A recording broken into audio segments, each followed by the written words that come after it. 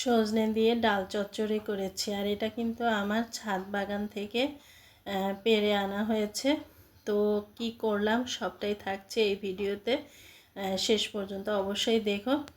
তো ছাদে চলে গেলাম সজনে পাড়ার জন্য। গত বছর যে ভুলটা করেছিলাম সেটা হচ্ছে একটু আগেই পেরে ফেলেছিলাম, কিন্তু এবছর ঠিক সময় মতন পারতে পেরেছি। আর দেখো সজনেগুলো কীরকম মোটা মোটা হয়েছে।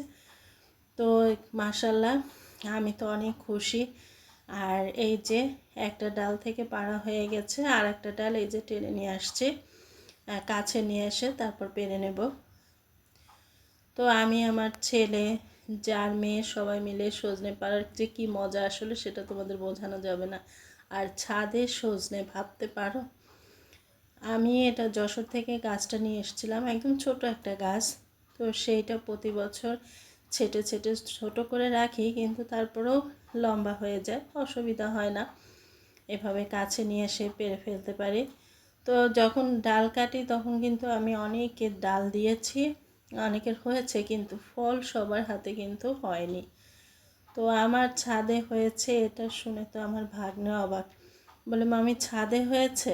হ্যাঁ, বললাম যে হ্যাঁ ছাদে হয়েছে। আর রান্না করার পরে মিষ্টি মিষ্টি লেগেছে। বাজারেটা অনেক সময় একটু তিতে তিতে লাগে, কিন্তু এটা কিন্তু মিষ্টি মিষ্টি লেগেছে এবং খেতে খুব ভালো লেগেছে। তো এই যে আমাদের সজনে পাড়া শেষ হয়ে এসছে, দেখো কতগুলি হয়েছে, মাশাল্লাহ। তো এবার এগুলো নিয়ে নিচে চলে যাচ্ছি, ছাদে অনেক গরম। তো আমি সজনেগুলোকে খুব ভালোভাবে কেটে নিচ্ছি। আর এটা ওই যে ডাঁটার যেরকম আঁশ ছাড়ানো হয় ঠিক সেরকমভাবে আঁশ ছাড়িয়ে নিয়েছি। তো আমি কিন্তু এই 2 বছর খাচ্ছি ছাদ থেকে পেরে এনে।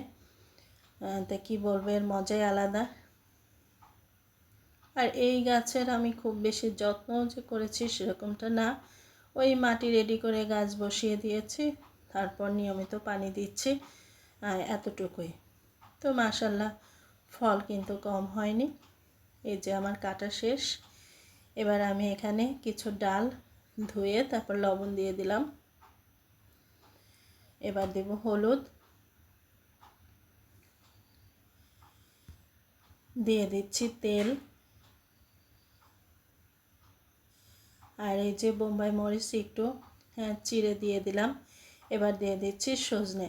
তো যেহেতু বোম্বাই মরিচ দিয়েছি সেহেতু হাত দিয়ে আর মাখবো না, তাহলে হাতটা জ্বালা করতে পারে, এই জন্য খুন্তি দিয়ে ভালো করে মিশিয়ে দিচ্ছি।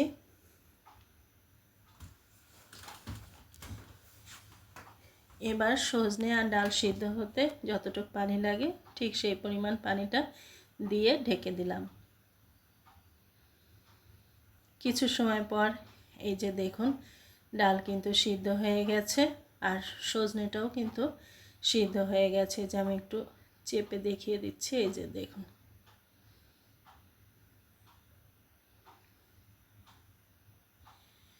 লবণটা একটু দেখে নিলাম। এবার ভাজা জিরের গুঁড়ো দিয়ে দিচ্ছি।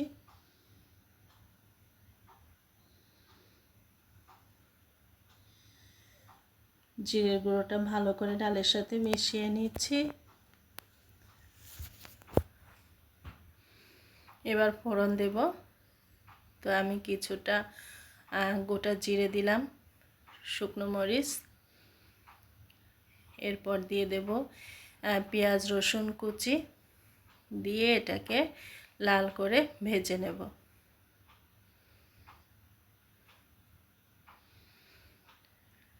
যে আমার পেঁয়াজ ভাজা হয়ে গেছে, এবার ডালের ভিতরে ফোড়নটা দিয়ে দিচ্ছি।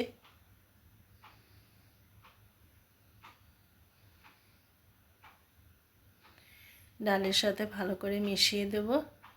দেখেন সজনে আর ডাল কীরকম মাখা মাখা হয়ে গেছে।